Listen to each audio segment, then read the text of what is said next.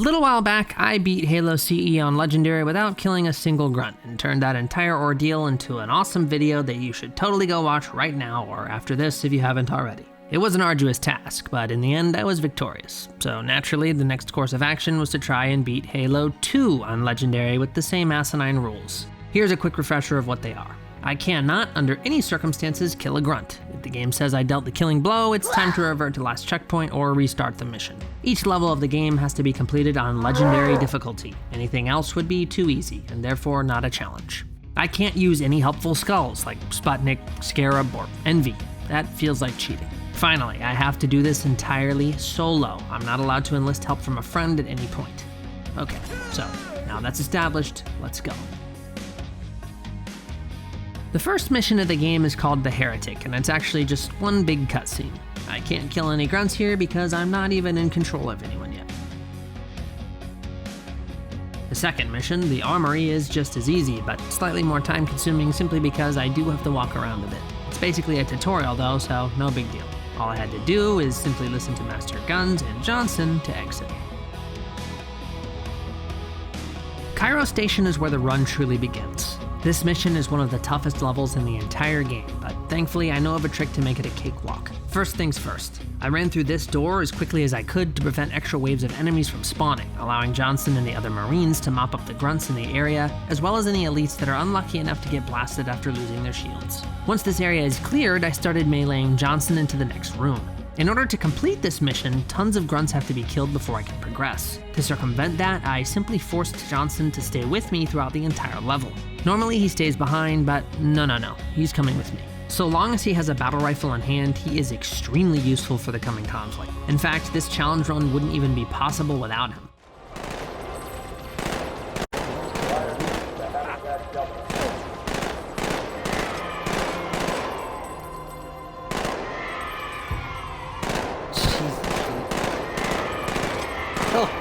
Oh my god! So I pushed him through the next room, using some crates and vending machines to block his path and prevent him from running back to the start of the mission. Eventually, I forced him into the first area that's being boarded by the Covenant. Thanks to Johnson's invulnerability, this entire area is completely trivial. All I did was hang back and let the good sergeant handle the bulk of the enemies, occasionally poking my head out to blast an elite with an overcharged plasma pistol bolt battle rifle burst combo. I then pushed Johnson into the next few areas for more of the same. He killed the grunts, I watched, and eliminated the occasional elite. Sometimes he gets stuck hiding behind a crate or a barricade, and annoyingly, when he enters this animation, he can't be moved. The best way to remedy this is to simply stick him with a grenade or smack the object he's hiding behind if it's movable. After a little bit of fighting, Johnson and I made our way to Miranda and another Johnson, then helped them clear the room. We still need to kill some grunts ahead though, so unfortunately for him, he's not through being beaten to a pulp. I smacked him all the way into space where he's utterly unaffected, regardless of his lack of protection. In case you didn't know, Johnson doesn't need protection to survive in the vacuum of space because he currently has something far more powerful: plot armor. Oh, I know what the ladies like. Next, I pushed him through space, taking care not to get melted by the jetpack elites or let Johnson run back and behind a crate. A short spacewalk later, and we made our way into the large elevator room containing the very first drone encounter. Thankfully, much like the other portions of this level, Johnson does most of the work and takes the buggers out. After killing the few enemies that were on the platform, I beat my Johnson some more, until we got outside once again. I had a bit of a hard time here because my buddy decided to continuously run off the edge, prompting a very annoying reset or a couple of hundred melees up a ramp. For whatever reason, he was insistent on jumping off, so I said screw it and left him behind to enter the final area of the level, the bomb room. What's he doing? He's walking off the cliff! Please don't! Please don't! Dude, you dumbass!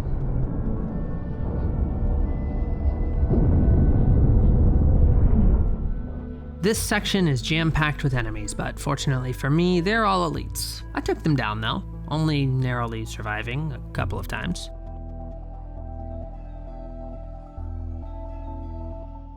"52 minutes. I wish it could have been faster, but we're good. 41 elites, 4 drones, 0 grunts killed." Outskirts is an extremely easy mission in general, thanks to the incredibly simplistic skips it contains. Using the rooftops and a few vehicles, I sidestepped just about every single enemy in the level. First, I jumped onto this light to make my way on top of the roof right at the initial Pelican crash site. Immediately after, I walked around the first courtyard, did a crouch jump to get onto this building, and worked my way towards where a Pelican flies in to pick up Johnson. I then fell down onto this road type thing, jumped onto the railing, and leapt once more to the rooftop adjacent to it. Staying along the top of the buildings, I made my way to Hotel Zanzibar and eventually inside. I killed the elites guarding the door leading to the beach and boarded a ghost that I used to coast the coast of the next section and into the tunnel. This section of the level is slightly more annoying than the last, but still isn't particularly difficult. All I did was haul ass down the highway, making my way past the various groups of enemies as best as I could. With a little luck, I was able to speed right past each contingent and on to the next. Normally, I would have taken a Warthog with a few Marines to help increase my survivability when dealing with the shadows, but I totally forgot on my way here. I made it work though by hiding underneath the Covenant vehicles whenever I started to lose too much shield. Easy peasy, look at that. Too easy. Too easy. Here we go, verify. 2 elites, 5 drones. Much like the missions before it, Metropolis isn't too difficult. The first portion of the level that tasks you with traveling across a bridge with a tank is extremely simple. All I did was hop into a Warthog with a few Marine buddies and drive all the way to the end. No grunts, no problem. The tunnel section is a bit trickier. Though it's possible to drive a Warthog through this area, it's a little dangerous and very easy to accidentally splatter a few grunts on the way in. So instead, I opted to outfit the Marines with precision weapons and a rocket launcher so that they could handle any ungoy that got in my way. After that, I stepped outside and headed towards a Marine and a Gosshog. My plan was to get in the driver's seat and allow him to man the gun, but the Jackal snipers in the area had other plans. So instead, I snuck around everyone on foot until I was able to board a ghost in the next open zone. The next area gave me way too much trouble, especially considering grunts aren't even an issue. For whatever reason, these wraiths were just kicking my ass. I have no idea why. This might have been one of the most troublesome parts of the run, and it had nothing to do with dodging grunts.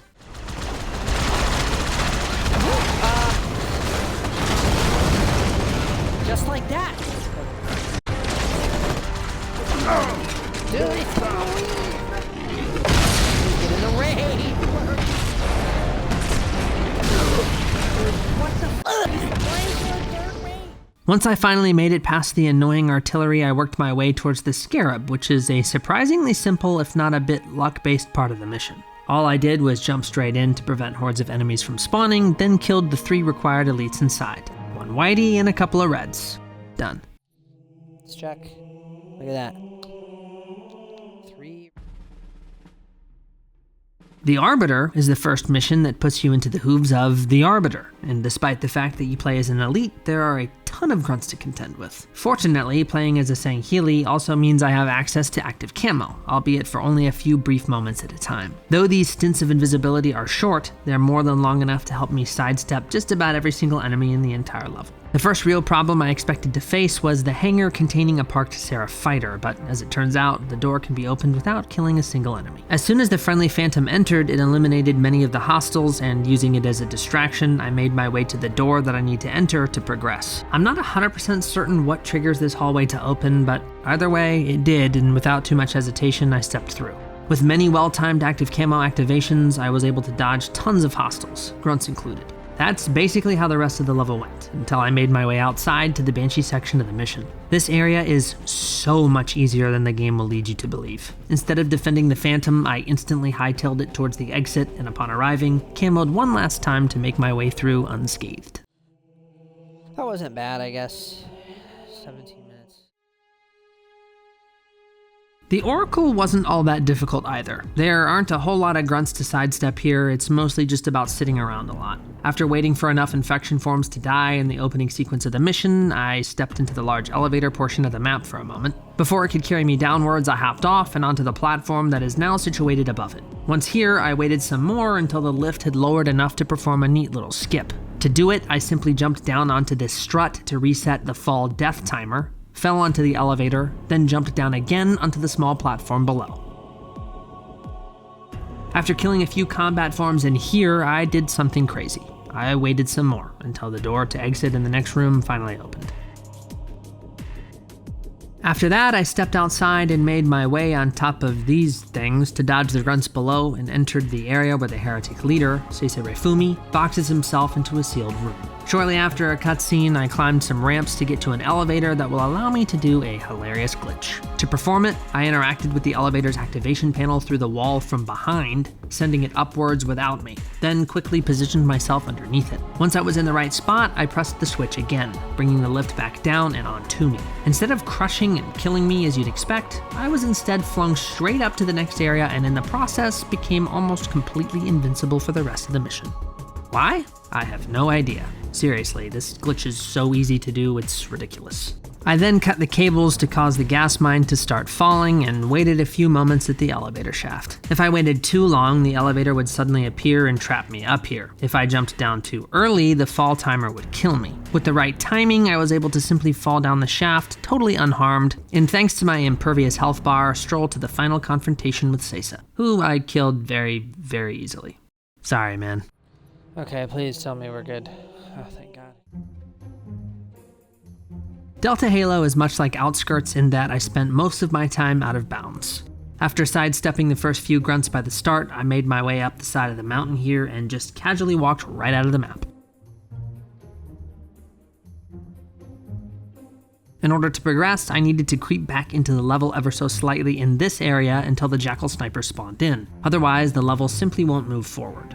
Once that was done, I walked back up and away from the dangers of the Jackal Snipers until I reached this little slope that I needed to fall down. Much like the Kigyar warriors, many of the enemies need to be spawned in the next few zones or the level won't allow me to move forward. There's a somewhat tricky speedrun tactic that's often employed here, and in order to do it, I had to throw a grenade at the ground in front of me, then quickly accelerate towards it in a ghost. The explosion was supposed to fling me to the other side, but I couldn't get it to work and I was getting impatient.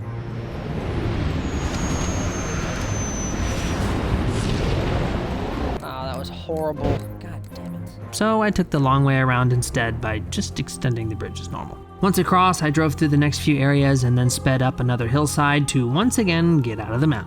I completely screwed this next portion up though, forcing myself to backtrack a few times until the final group of enemies spawned in. Hates me, dude. You can get back out of the map if everybody spawns in.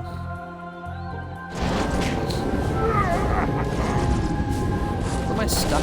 Really? Dude, what kind of bullshit? What kind of bullshit is that, dude? Oh. It's actually working though.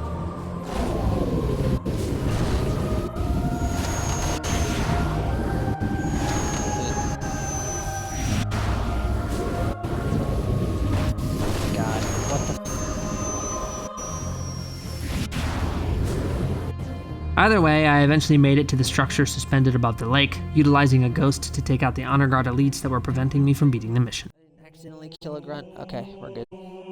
Stealth Halo's done. Regret was annoying, but not really because of any specific grunt encounters. Instead, I was having an absolute hell of a time trying to get a glitch that despawns tons of enemies to work. In hindsight, it might have not been necessary. Perhaps I could have used the Marines from the start of the mission to help eliminate the grunts in the area, but I was afraid the Jackal Snipers would kill them before given the chance. So instead, I opted to sidestep most of the enemies in the first zone. In order to do so, I did an annoying grenade jump to get on top of the beginning structure, followed by a simplistic slide jump onto this small protrusion. Once here, I threw a grenade to launch myself up a bit higher. After that, I walked to this little ledge, jumped off to get to the gondola early, and fumbled for an obnoxious amount of time trying to throw some explosions in a few spots where enemies spawn. I missed by a mile. In order to properly achieve this despawn, all of the enemies that appear here have to be killed. Dude, like, fuck. It's instant death. Instant. I eventually got it after way too many attempts and somehow still screwed it up.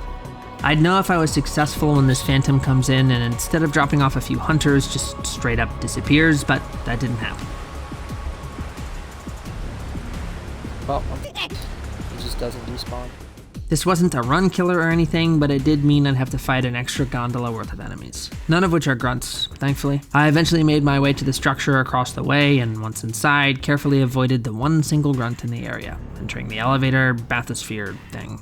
Alright, we're good. Let's get the f out of this shithole.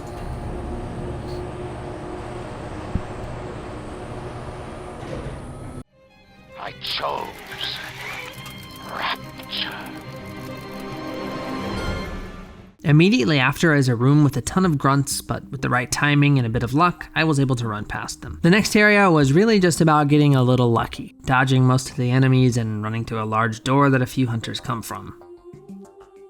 The only troublesome encounter was the area directly after the second underwater transport. There are a bunch of grunts in the room you stop in, but much like the previous sections, a bit of running and some stealth allowed me to slip right on by and into the final gondola. I don't believe there are any grunts to contend with, but even if there was, I used a stupid glitch to avoid the conflict. All I did was wedge my cranium into a wall here.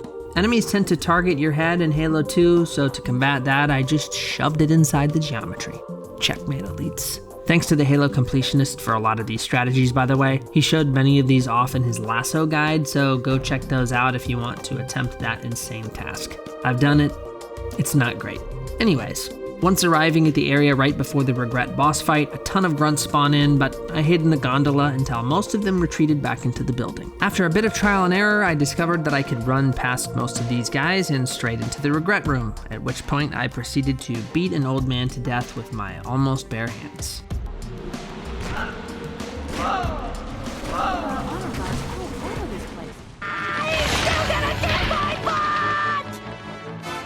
How many times do we have to teach you this lesson, old man? I love the young people.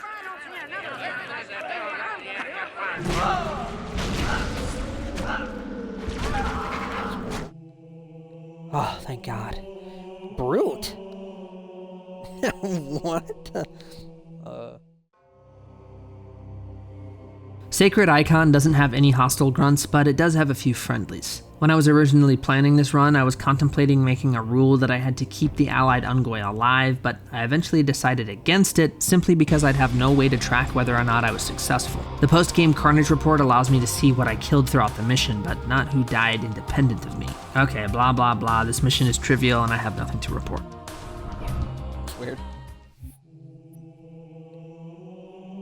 Yeah, surprise, surprise. Quarantine Zone is even easier.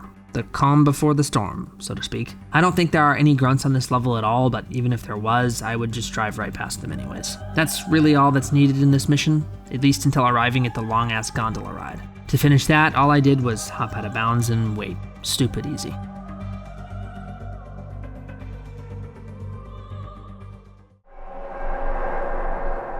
I don't think there is a grunt on this level.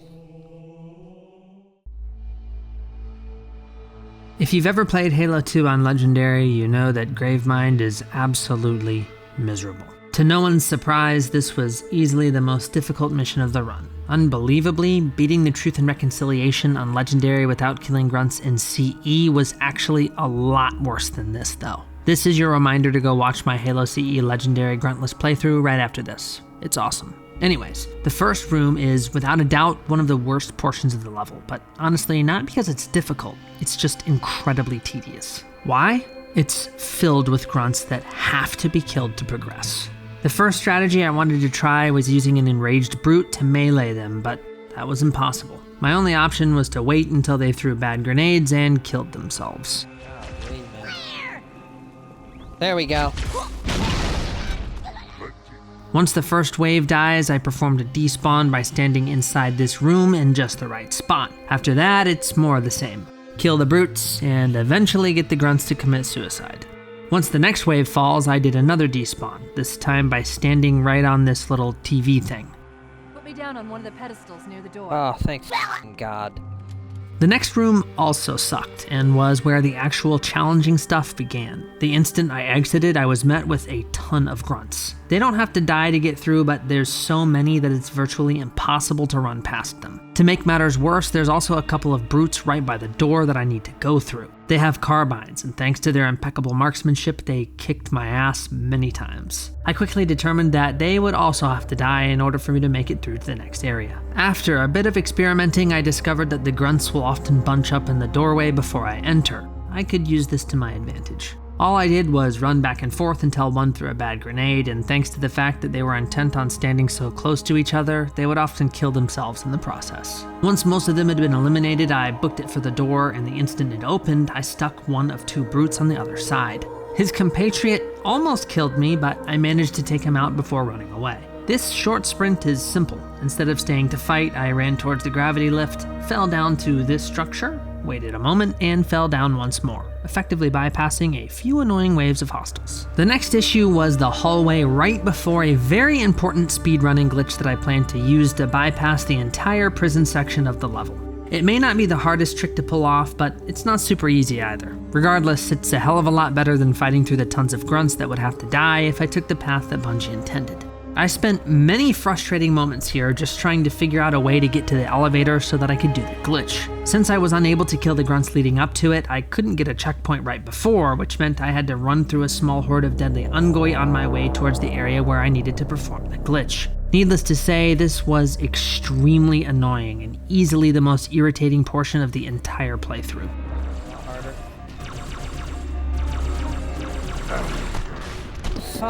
Stop shooting, you bastard!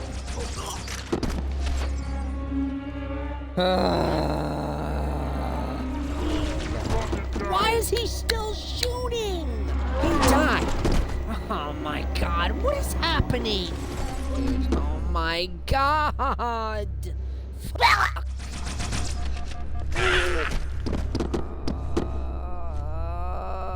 I finally made it into the shaft and somehow just barely screwed up the glitch, causing the game to revert me 2 checkpoints instead of 1. In case you didn't know, Halo 2 has a bit of a failsafe measure put in place for instant death checkpoints. If you die a few seconds after being reverted a bunch of times, the game assumes the checkpoint is broken and sends you back 1 more. After several more enraging deaths, I finally made it. In order to survive, I opted to run past most of the grunts, utilizing this crate to hide my head within and recover some shield. Once I was satisfied, I ran out the door, killing a jackal before dropping down to the floor below. I waited here for a few moments until the brute up ahead started to enter the gravity lift that I would normally use to get down into the prison. With the right timing, I managed to get the brute to fall in on top of me and within melee range. This is essential. Once I fell far enough and hit a loading zone, I started spamming melee, jump, and reload in a specific pattern. This caused me to lunge towards the brute over and over again without actually dealing damage, effectively using him to go right back up the way we came. I ran through most of the rest of the mission without consequence until I got to the area right before the final battle where Blow Me Away plays. To get here, I sidestepped several grunts on my way in, and one of them was dead set on shooting me in my back. To remedy that, I spent a couple of minutes trying to trap him within a few crates, but he wasn't having it. After a while, he somehow managed to just kill himself with his own needler. Okay. Problem solved, I guess. Alright. He killed himself with a dumbass. Grunt, dude, I'm gonna cry. Oh, there we go, dude. Whew. Uprising is another Arbiter mission, and fortunately, the only grunts that can be killed are friendlies. So, bam. Done. High Charity is also pretty simple. There are plenty of hostile ungoi here, but none of them are much of a problem thanks to the flood throughout the level. I could have used a combat form to do a crazy glitch and skip the entire mission, but I have no clue how to do it, so I just made my way through carefully, taking care not to kill any of my little buddies along the way.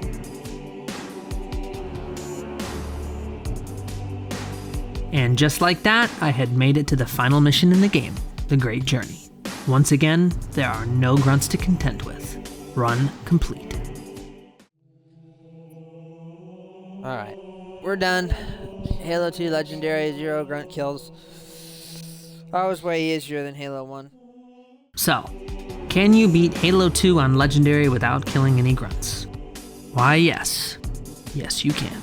This is literally the 3rd time I'm telling you to go watch my Legendary CE gruntless playthrough. Seriously, If you enjoyed this at all, I think you'll like it a lot too. It was far more challenging and some of the strategies are just nuts. If you made it all the way to this point, why don't you go ahead and subscribe?